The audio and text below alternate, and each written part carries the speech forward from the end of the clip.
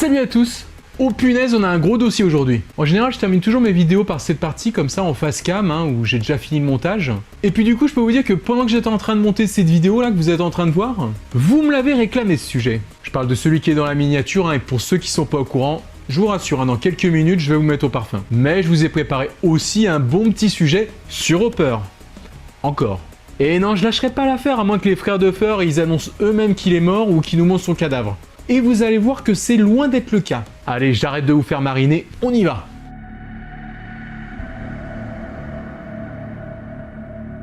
Aujourd'hui, on commence avec une théorie super intéressante qui a été diffusée sur Reddit. Et je vois qu'elle a pas mal fait couler d'encre, c'est un peu la théorie du moment, dont certains des éléments n'avaient pas échappé à bon nombre d'entre vous. Alors c'est vraiment intéressant de revenir là-dessus, histoire de la creuser un petit peu, pour voir si c'est réalisable dans la série, et si ça pourrait vraiment se produire. Ainsi, cette théorie concerne Eleven, et selon certains sur Reddit, elle pourrait être, accrochez-vous, la grande méchante de cette saison 4. Ah, rien que ça. Et ce, même de façon juste temporaire. Elle pourrait se joindre au Mindflayer et se retourner contre nos jeunes héros. On pourrait avoir affaire à une Evil Eleven, dont l'esprit aurait été parasité par la terrible créature de l'Upside-Down, qui en plus, on l'a vu, excelle dans cet art, donc ça tomberait plutôt bien. Alors a priori, cette théorie s'appuie surtout sur deux gros détails qu'il ne faudrait tout de même pas prendre à la légère. Le premier, c'est cette image à la fin de la saison lorsque Eleven déménage avec les Byers. Une fois dans le camion, la jeune fille se retrouve avec une ombre étrange sur le front. Une ombre qui rappellerait bien quelque chose au plus avisé, celle du Mindflayer selon la forme qu'on lui connaît. Et déjà, sans aller jusqu'à cette théorie, cette photo a déjà pas mal tourné sur les réseaux sociaux. Elle est sans doute connue d'un certain nombre d'entre vous. Bon alors perso, la première fois que j'ai vu l'épisode, je l'avais pas vu. Mais quand la photo a été diffusée, tellement elle était explicite, direct je suis allé vérifier sur Netflix pour voir si c'était pas un montage. Et cette ombre inquiétante est bel et bien sur le front de la jeune fille. Ainsi on a deux possibilités avec cette image. Déjà une simple coïncidence par pareidolie, autrement dit par le phénomène qui nous pousse à identifier quelque chose de familier dans des formes, des nuages, des ombres, ce qui nous inciterait ici à penser au Mindflayer. Et du coup pour essayer d'aller jusqu'au bout de ce raisonnement, j'ai essayé de comprendre d'où pouvait provenir cette ombre dans cette scène. Vu qu'elle est fixe sur le front d'Eleven quand le camion se déplace, elle est donc produite par quelque chose sur le camion par lui-même, soit l'encadrement de la fenêtre ou autre chose. Mais après, sur un deuxième plan un peu plus tard sur Eleven, cette fois elle a le soleil de son côté et plus rien sur le front. Pourtant je dirais qu'on pourrait peut-être encore retrouver cette ombre qui s'est déportée ici. Vous voyez avec le petit zigouigoui là qui pourrait faire la tête du Mindflayer. Donc si c'est ça, cette ombre pourrait provenir du rétroviseur peut-être, que j'ai eu du mal à choper, mais voilà, vous le voyez ici. Alors vous le voyez, il y a quand même moyen de rationaliser tout ça et de se dire que c'est peut-être dû au hasard, mais il faut quand même reconnaître que dans cette scène, c'est un hasard assez troublant. Et si malgré tout cette ombre sur le front d'Eleven n'était pas une coïncidence? Ce qui nous amène à la deuxième possibilité, les frères Duffer auraient volontairement créé cette ombre sur le front de la jeune fille, peut-être ajoutée numériquement, pour nous teaser la suite, la saison 4, de façon discrète, étant tous deux passés maîtres dans l'art de semer des indices. Alors pour aller dans ce sens, il faudrait quand même se tourner vers les plans juste avant celui-ci, et voir un peu ce qu'il nous raconte. Donc lors de cette scène, les plans précédents, on y voit la cabane, Eleven se remémore des moments passés avec Hopper, puis ça se termine par le gros trou béant dans le plafond, celui justement créé par le Mindflayer au travers de sa créature. Et le plan juste après, donc Eleven avec cette marque sur le front, faut reconnaître que ça fonctionnerait plutôt bien.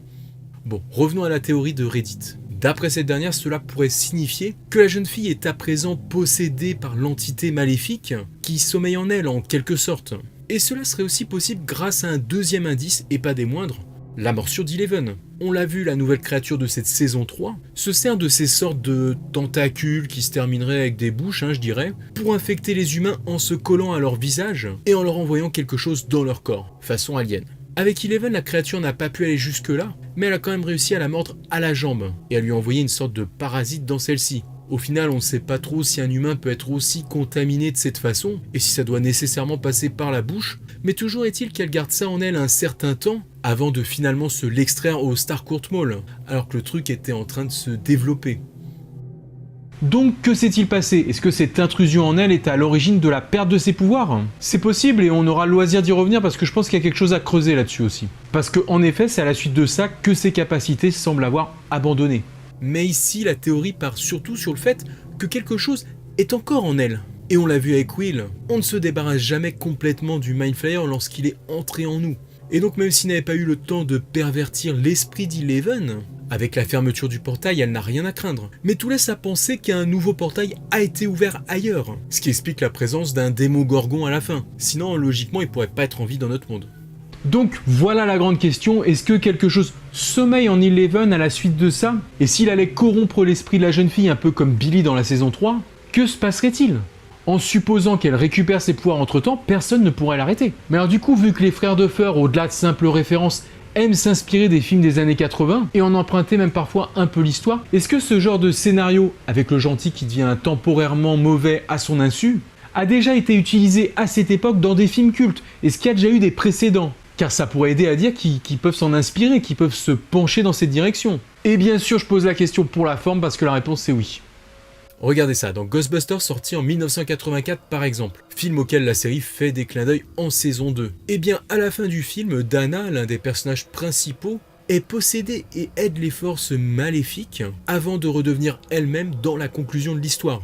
Il y a aussi Superman 3 sorti en 1983, où le super-héros joué par Christopher Reeve a l'esprit perverti par une kryptonite artificielle qui le rend un temps maléfique. Regardez-moi ce bad guy à redresser la tour de Pise ou à éteindre la flamme olympique. Un vrai troll ce Superman. Je pense aussi à Indiana Jones et le Temple Maudit de 1984. Le temps d'une scène, Indy est capturé et forcé à boire une potion de sang. Il a l'esprit corrompu et semble alors transformé en un être diabolique qui accomplit mécaniquement un rite visant à tuer sa compagne d'aventure. Alors heureusement dans tous ces exemples, le héros finit d'une manière ou d'une autre par se reprendre. Mais ce qui est sûr, c'est que pendant ce moment où il tourne mal, l'effet est redoutablement efficace sur le spectateur qui a pu s'attacher à lui jusque-là. Et ça a tendance à nous désorienter, à nous perturber un peu. Un effet d'écriture qui sera donc allègrement repris. Il y en a plein d'autres d'ailleurs, ça reste un grand classique, le héros qui perd le contrôle. Et même dans les décennies suivantes, ça a été maintes fois exploité dans le cinéma ou ailleurs.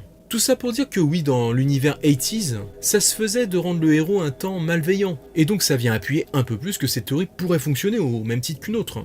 En tout cas pour moi je pense qu'elle n'est pas impossible, même si je dirais que ça n'a pas forcément tourné à coup sûr comme ça pour Eleven, mais ce serait pas pour me déplaire, surtout si finalement elle réussissait à redevenir elle-même en fin de compte. Mais elle est tellement badass dans la série, que le fait que ce soit elle qui soit switchée en antagoniste, ça ferait perdre leur arme absolue aux jeunes héros. Et en même temps, ils auraient sans doute en face d'eux le plus terrible adversaire. Sans compter les enjeux que ça pourrait impliquer avec Mike, qui pourrait dans ce cas-là sans doute être la clé qui la ramènerait à la raison.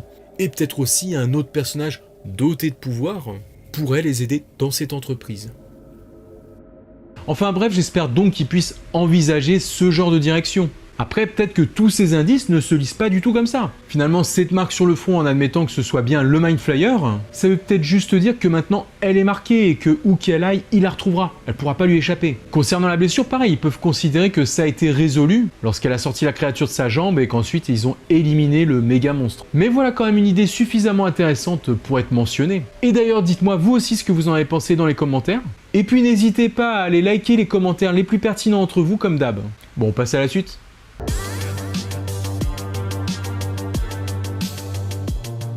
Alors un point sur lequel je voulais revenir aussi, car pas du tout négligeable, c'était la déclaration des frères Duffer à propos de Hopper dans la saison 3, et la façon dont il devait finir selon eux.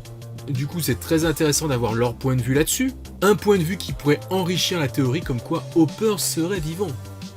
Nous avons toujours parlé de l'Empire contre-attaque, nous avons toujours voulu donner à Hopper une fin plus sombre. Nous avons toujours voulu donner à Hopper un moment de sacrifice à la Han Solo. Alors tout ça c'est bien joli, même s'il parle de fin pour Hopper. Le problème c'est que si vous avez vu l'Empire contre-attaque, en effet Han se sacrifie. Bon en même temps il n'a pas vraiment le choix, tout comme Hopper d'ailleurs dans la série. Mais surtout le plus intéressant dans tout ça c'est que ce sacrifice ne le mène pas à la mort. On croit justement qu'il est mort. Et puis dans le film suivant, on le retrouve emprisonné chez son ennemi. Et puis du coup, il y a Luke et ses potes qui viennent le libérer pour continuer l'aventure ensemble. Bref, vous voyez où ça nous mène. En effet, on a eu le droit à une fin douce amère dans cette saison 3 pour Hopper, tout comme pour Han dans l'Empire contre-attaque. Mais qui n'est pas une fin en soi pour le personnage dans le film. Alors, est-ce que les frères Duffer ont choisi cet exemple par hasard ou est-ce qu'il y a un sens caché? En plus avec déjà les indices que je vous avais énumérés dans mes précédentes vidéos, on peut dire quand même que ça sent plutôt bon pour Hopper, même si ça ne veut rien dire. Mais d'ailleurs, si on revient sur l'acteur David Harbour, Millie Bobby Brown avait posté sur Instagram une photo sur laquelle elle pose avec lui récemment et on découvre qu'il a une énorme barbe. Et forcément, ce genre de photo, ça me rappelle ce que j'appellerais l'effet Negan dans The Walking Dead. En effet, l'acteur Jeffrey Dean Morgan avait été vu avec une grosse barbe, alors que le show était en train de jouer à un moment clé. Et à cette époque, des théories émergeaient comme quoi il allait peut-être pas mourir, qu'il allait continuer la saison en tant que prisonnier. Ce qui aurait pu être expliqué justement par l'acteur avec sa grosse barbe qui pouvait préparer son look pour la suite du rôle, en mode incarcération. Et au final, c'était le cas. Est-ce qu'on assiste un peu au même phénomène avec David Harbour? C'est possible d'ailleurs, dans le cas où il serait prisonnier des Russes, comme dans celui où il serait prisonnier de l'Upside Down, ça marche aussi. Après, j'avais dit la dernière fois que c'était pas forcément un argument en soi, parce que le problème c'est si demain l'acteur il se rasait, alors on aurait peut-être tendance à se dire que c'est peut-être mort pour lui dans Stranger Things. Mais heureusement dans ce cas aussi, il y a des fausses barbes plus vraies que nature aujourd'hui dans le cinéma. Donc tout espoir resterait permis. Mais bon, pour le moment il a la grosse barbe, donc c'est plutôt bon signe. Une dernière chose tout de même sur David Harbour, il s'est exprimé récemment lors d'une interview sur la personnalité de son personnage dans la saison 3. Bon, là je vous passerai les détails parce que c'est pas ce qui nous intéresse ici, mais ce qui est amusant c'est qu'il conclut en disant qu'il reste encore le noyau à dévoiler concernant la vraie nature de son personnage. Mais alors le problème quand il dit ça, c'est que comme son perso est censé être mort, du coup, difficile de creuser encore un peu plus sa personnalité. Alors est-ce que ça veut dire qu'on pourra en apprendre un peu plus sur lui dans la prochaine saison sous forme de flashback? Ou alors est-ce qu'une fois encore, notre bon David, on n'aurait pas un peu trop dit? Bon après tout ça, s'ils disent que le perso est mort, je serais vraiment dégoûté quand même.